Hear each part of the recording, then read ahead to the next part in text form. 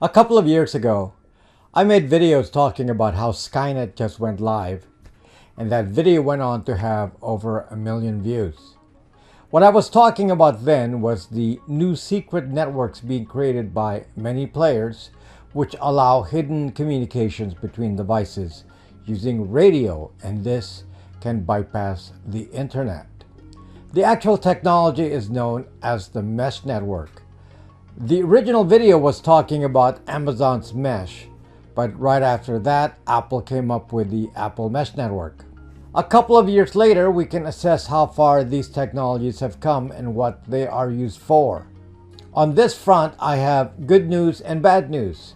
We are only at the beginning stages of this, and my video was a heads up on something that will generate a surveillance network that we cannot escape from. It can also mean that devices can receive hidden instructions that you cannot stop by disconnecting from the internet. Imagine those Terminator drones in the movies searching you out and attacking you. Yep, sounds like science fiction, but the foundation for that technology is upon us. But like I said, it is not all good news for big tech. Some things are working extremely well and some are not. So let's examine the status of the mesh networks, Amazon Sidewalk and the Apple Mesh Network, and see if they're gaining ground. Maybe videos like this are making people wary and they are refusing to participate. Good thing if that's happening. Stay right there.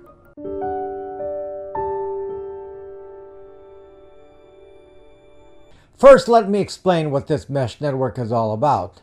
Like I said, there are two big ones. There are also smaller ones that have limited reach, and I can ignore those. A mesh network is a peer-to-peer communication system that requires no centralized control. Devices can talk to each other directly. There's no need for an internet because they can communicate with each other via radio. The current technology uses something called Bluetooth BLE. BLE stands for Bluetooth Low Energy. This technology reprovisions an existing technology, the standard Bluetooth radio built into just about every mobile device, into something that can communicate in a longer range. Standard Bluetooth, known as Bluetooth Classic, which is often used for headsets and speakers, operate only within a short range, like 15 feet. But BLE works by sending very short bursts of a higher strength signal, and these are able to travel up to 300 feet in the open. This is the standard range of BLE using version 4.0 radios, which is the most common. Since my earlier video was made, some technological changes occurred. The version 5.0 Bluetooth became more common, and this allows a signal to spread to over 1,000 feet in the open. This, however, doesn't work with all devices because it requires that the transmitters and receivers both use version 5.0 Bluetooth. This will be important to examine later. Now, the technology itself, like I said, uses short bursts of radio traffic, and the standard includes an encryption scheme and some way of announcing the identity of the mesh network. This way, there are no collisions between multiple mesh networks that operate in the same radio range or use the exact same Bluetooth transmitters and receivers. The actual radio frequency used is 2.4 gigahertz, which is near the range of 2.4 gigahertz Wi-Fi. The transmissions are what uses up power. Bluetooth in receive mode does not use much power. To be low power, the BLE standard sends very short bursts of data, milliseconds only, and it is powered down most of the time. This allows a BLE device to consume very little power. In fact, a typical BLE device can send signals like this for about a year.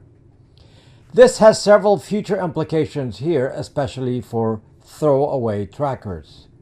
And talking about trackers, let's focus on the most popular uses of the mesh networks, which will also highlight the strengths and weaknesses of this technology.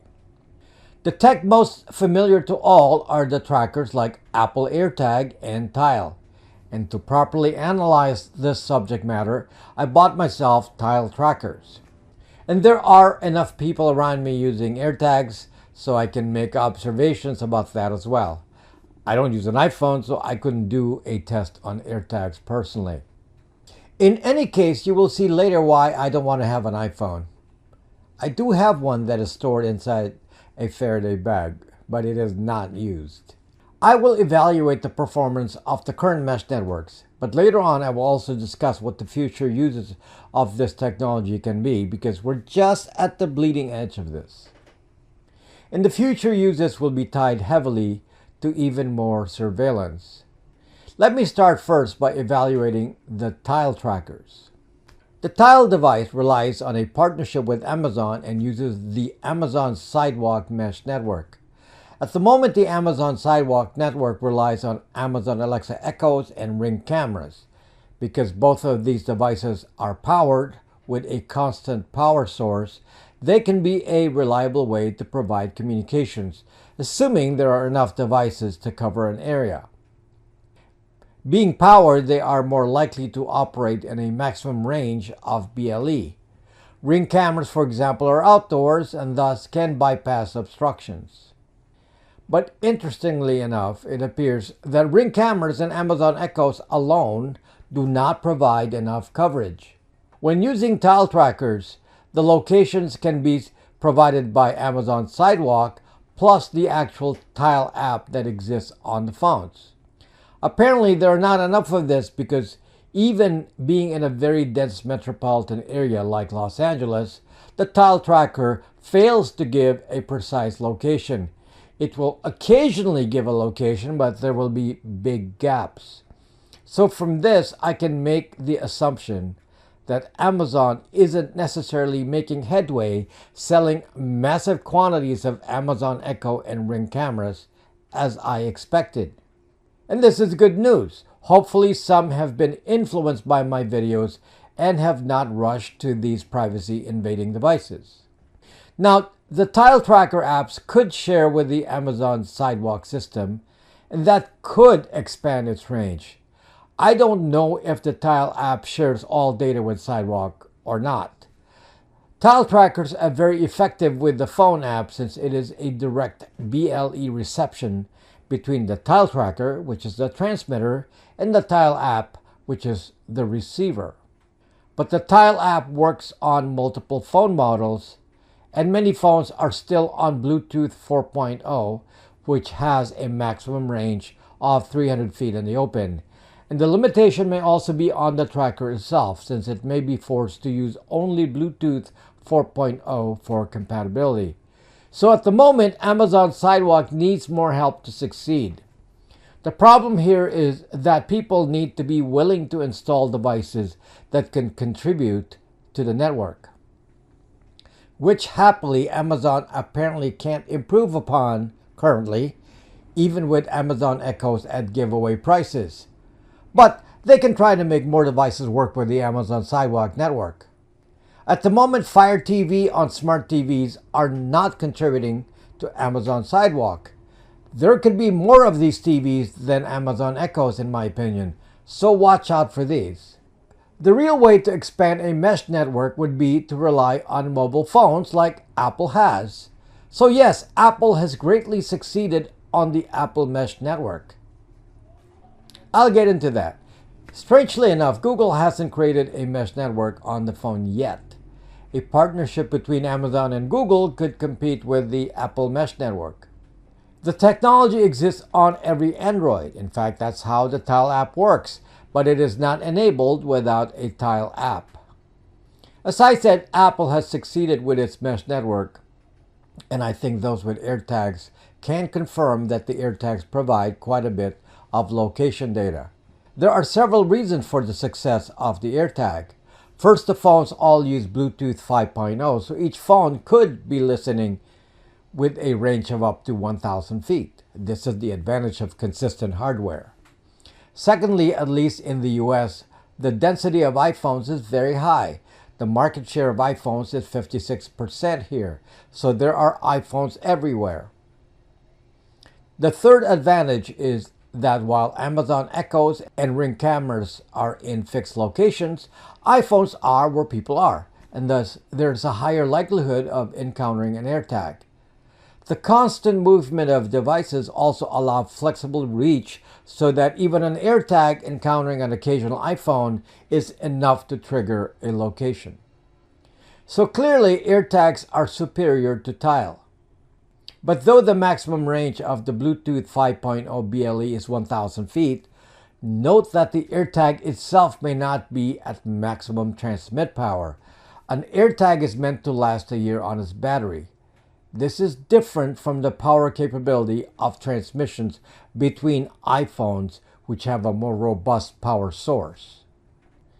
Now, we are all focused on the use of the AirTag and not really completely realizing the other side effects of this technology, which to me makes the iPhone extremely dangerous as a tracking device. Let me talk first about the location tracking effects of the AirTag. Most of you are focused on the location tracking that you think is emitted by the AirTag itself. And if you think the AirTag sends out a location, you would be absolutely wrong. There is no GPS on the AirTag. The only purpose of the AirTag is to broadcast a fixed identifier to the Apple Mesh network. That's it. Although it has some limited ability to receive a BLE signal, it's pretty dumb. For example, it can emit a sound if it recognizes that a BLE message is directed at it. But you don't have any user-settable data on an AirTag. Its behavior with its unique identifier is fixed. For this reason, I'm not focused on the AirTag itself. It is not the main source of danger. The problem is that most people don't understand how the AirTag actually works and are completely believing in the Apple marketing that makes it seem to be ultra-safe tech. This is the Apple disinformation. The AirTag identifier is sent over the air in an encrypted way, so someone listening in cannot determine the location of a specific AirTag. This is actually true, and I don't dispute that the AirTag ID is obfuscated and encrypted. This makes sense and is simple technology to implement.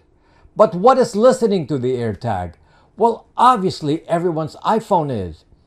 Though each iPhone may not know the identity of the AirTag it is receiving signals from, each phone will send the received identifier to Apple, which then is reported to the owner of the AirTag. The problem is that in order for location tracking to work, each iPhone needs to wrap the message to Apple with their data. First, the iPhone will have to give its exact location to Apple every time it detects the AirTag. And even more precisely, the Bluetooth BLE standard includes a direction finder. It can spot the direction of the signal as well as the strength of the signal. So multiple iPhone users can be triangulated exactly in relation to an AirTag, more precisely than any other form of location tracking. For example, Wi-Fi triangulation can give an accuracy of 6 feet, but AirTag tracking has an accuracy in inches. So to be absolutely clear here, Apple knows with absolute accuracy where every iPhone is located. And this constant reporting of accurate location is more ubiquitous the more AirTags there are. You can see now that what seemed like a benign and great use of technology is actually a significant danger to privacy. Just to compare Amazon Sidewalk, Amazon already knows where the Amazon Echoes and Ring cameras are because they shipped you the devices, but they are in fixed places. iPhones can track your movements anywhere, and all that is needed is some AirTag within range to pinpoint super precise locations. Again, it is not the AirTag that has the location, it is the iPhone. Privacy is iPhone? Zock that. It's the exact opposite. Now here's a novel use of BLE that was not in my original videos on this subject. Because BLE is very low powered, Apple found a way to have this contribute to the surveillance infrastructure. When you turn off your iPhone then transmits a BLE signal like an AirTag. And of course, this can be received by all iPhones nearby, even if the phone is completely off. Here's the other difference with an AirTag. A phone can measure its power level. If there is more power available, it can send out a stronger signal, which in theory can then maximize the reach of Bluetooth to the maximum 1,000 feet. So how do you prevent an iPhone from tracking you? The only way is to put it in a Faraday bag. You cannot just turn it off. This particular tracking use is only on the iPhone. So I don't have to worry about that on the Google phone, for example. Now, Androids and iPhones have other location tracking techniques, including Wi-Fi scanning and cell tower triangulation I discussed in other videos. These are also 24/7 ways of tracking. But the iPhone's tracking features are extremely powerful. If you want to be tracked, make sure that you get an iPhone.